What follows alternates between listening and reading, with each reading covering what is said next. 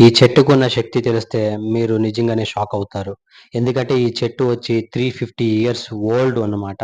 So, ఈ చెట్టు ఉండేది ఒక అమ్మవారి గుడిలో. ఈ అమ్మవారి గుడిలో వచ్చి మీకి ఒకటి తమ్ముది నవగ్రహాల అమ్మవారి విగ్రహాలు పెట్టినారనమాట ఇక్కడ. సో, ఇక్కడ చాలా పూజలైతే చాలా జరుగుతుంది. మీకేదే సమస్య ఉన్నా, ఏదే ప్రాబ్లమ్స్ ఎక్కడ ఏది బిజినెస్ కానీ, ఫ్యామిలీ కానీ ప్రతి ఒక్క ప్రాబ్లమ్స్ కూడా ఈ గుడిలో మీకి ప్రాబ్లమ్స్ అనేది సాల్వ్ అవుతుంది.